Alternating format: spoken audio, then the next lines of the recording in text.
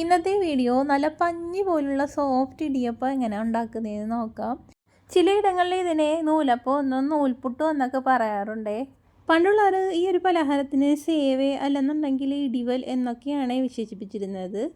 പണ്ട് കാലത്ത് അരി ഇടിച്ചുണ്ടാക്കുന്ന പൊടിയിൽ നിന്ന് തയ്യാറാക്കുന്ന ഒരു പലഹാരം ആയതുകൊണ്ടാണ് ഇതിന് ഇടിയപ്പം എന്ന പേരും വന്നത്. അങ്ങനെ പല പേരിൽ അറിയപ്പെടുന്ന ഈ ഒരു പലഹാരം എങ്ങനെ സോഫ്റ്റായിട്ട് ഉണ്ടാക്കാമെന്ന് നോക്കിയാലോ. ഒരു പാത്രത്തിലേക്ക് ഞാൻ വെള്ളം എടുത്തിട്ടുണ്ട്. ഒരു 3 കപ്പ് വെള്ളം എടുത്തേക്കുന്നേ. ഇനി അതിലേക്ക് ആവശ്യത്തിന് നമുക്ക് ഉപ്പും ചേർത്ത് കൊടുക്കാവേ. നമ്മൾ എടുക്കുന്ന പൊടിയുടെ കണക്കിനൊക്കെ വേണം നമ്മൾ വെള്ളം എടുക്കാൻ. ഞാൻ 3 കപ്പ് വെള്ളത്തിൽ ഞാൻ ഒരു 1/2 കിലോ മാവാണ് ചേർത്ത് കൊടുക്കുന്നത്. നമ്മൾ ഈ വെള്ളം നന്നായി തിളച്ച ശേഷം തീ ഓഫ് ചെയ്തിട്ട് വേണേൽ നമ്മൾ അരിപ്പൊടി ഇട്ട് കൊടുക്കാൻ.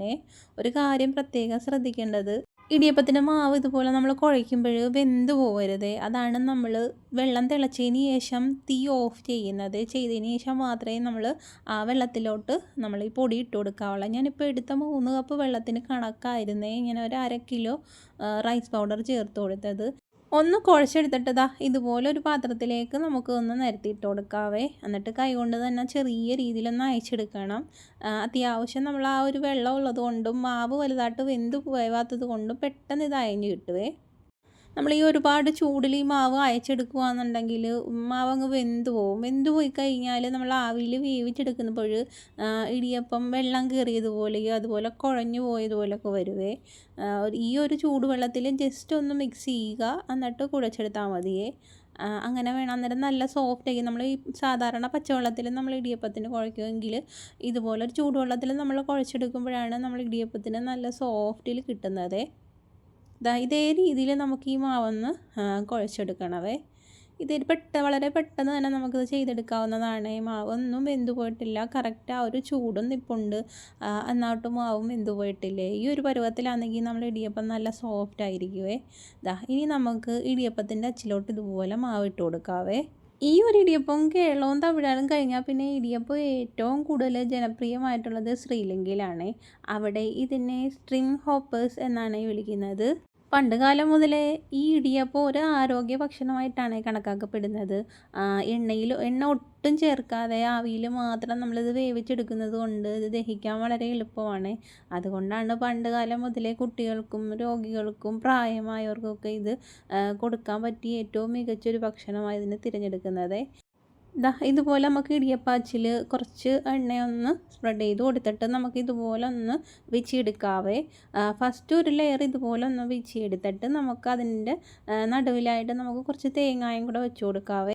ആദ്യം ഒരു ലെയർ ഇടിയപ്പം നമ്മൾ ചെറുതായിട്ടൊന്ന് പീച്ച് കൊടുക്കണേ. അതിന് മുകളിലാക്കി ആവശ്യത്തിന് ചിരികെ തേങ്ങായും കൂടെ ഇതുപോലെ നമ്മൾ വെച്ച് കൊടുത്തിട്ട് അതിൻ്റെ മുകളിലേക്ക് ഒരു ലെയർ കൂടി നമ്മൾ ഇടിയപ്പം പീച്ച് കൊടുക്കണേ. അങ്ങനെ ചെയ്യുമ്പോൾ ഓരോ ബൈറ്റിലും നല്ല തേങ്ങയുടെ ടേസ്റ്റും കിട്ടുവേ. കഴിക്കാൻ നല്ല ടേസ്റ്റും ആയിരിക്കുവേ. ചിലയിടങ്ങളിൽ ഇടിയപ്പം ഉണ്ടാക്കുമ്പം തേങ്ങ ചേർക്കാറില്ലേ. എന്നാൽ ഇതേ രീതിയിൽ നമ്മൾ ഇടയ്ക്ക് തേങ്ങായും കൂടെ ചേർത്ത് നമ്മൾ ഈ ഇടിയപ്പം തയ്യാറാക്കുകയാണെങ്കിൽ ഈ ഒരു പലഹാരം നല്ല ടേസ്റ്റി ആയി കിട്ടുവേ. അങ്ങനെ ഇത് ഞാൻ പീച്ചെടുത്തിട്ടുണ്ടെങ്കിൽ നമുക്കിനി ഇതൊന്ന് ആവി കയറ്റാൻ വെക്കണവേ. പണ്ട് കാലത്ത് ഈ ഒരു പലഹാരം തേങ്ങാപ്പാൽ ശർക്കരയൊക്കെ ചേർത്താണ് ഇത് കഴിച്ചിരുന്നത്. പിന്നീടാണ് മലബാർ മാപ്പിള സംസ്കാരത്തിൻ്റെ ഭാഗമായിട്ട് ഇതിലേക്ക് ഇറച്ചിക്കറിയൊക്കെ ചേർത്ത് ഇതിനൊരു കോമ്പിനേഷനായിട്ട് വന്നത്. ചുരുക്കത്തിൽ നൂറ്റാണ്ടുകളുടെ പാരമ്പര്യമുള്ള ഒരുപാട് ദൂരങ്ങൾ സഞ്ചരിച്ച് നമ്മുടെ അടുക്കളയിലെത്തിയ ഒരു സൂപ്പർ വിഭവമാണ് ഇത്. അങ്ങനെ നമ്മുടെ ആവി പറക്കുന്ന പഞ്ഞി പോലത്തെ ഇടിയപ്പം റെഡി ആയിട്ടുണ്ട്. കണ്ടില്ലേ, കാണാൻ തന്നെ എന്ത് ഭംഗിയാണല്ലേ. നിങ്ങൾ ഈ രീതിയിലൊന്നും ഉണ്ടാക്കി നോക്കണേ. വീട്ടിലുള്ളവർക്ക് ഒത്തിരി ഇഷ്ടപ്പെടുവേ. നമ്മളിതുപോലെ തൊട്ട് നോക്കുമ്പോൾ ഈ ഇടിയപ്പം വെന്തിട്ടില്ലെങ്കിൽ നമ്മുടെ കയ്യിലൊട്ടുവേ. അങ്ങനെ കയ്യിലൊട്ടുന്നില്ലെങ്കിൽ കറക്റ്റ് പരുവത്തിൽ നമുക്കത് വെന്ത് കിട്ടിയിട്ടുണ്ട് എന്നാണ്. ഇനി നമുക്കിതൊരു പാത്രത്തിലേക്ക് തട്ടാവേ. ഇതേ രീതിയിൽ ഇടിയപ്പം ഒന്ന് ട്രൈ ചെയ്ത് നോക്കണേ. വളരെ എളുപ്പത്തിൽ തന്നെ നമുക്ക് ചെയ്തെടുക്കാൻ പറ്റുന്നതാണ്. അത് നല്ല സോഫ്റ്റായിട്ട് നല്ല പൂ പോലെ ഇരിക്കുന്ന ഇടിയപ്പമാണ് ഇത്. ഈ റെസിപ്പി ഇഷ്ടമായാൽ ഒന്ന് ലൈക്ക് ചെയ്യാനും അതുപോലെ ഒന്ന് ട്രൈ ചെയ്ത് നോക്കിയിട്ട് നിങ്ങളുടെ അഭിപ്രായം കമൻറ്റിൽ അറിയിക്കാൻ മറക്കരുതേ. ചാനൽ ആദ്യമായിട്ട് കാണുന്നതാണെങ്കിൽ ഒന്ന് സബ്സ്ക്രൈബ് ചെയ്ത് സപ്പോർട്ട് ചെയ്യണേ. അപ്പോൾ അടുത്ത നല്ലൊരു വീഡിയോ ആയിട്ട് കാണാം.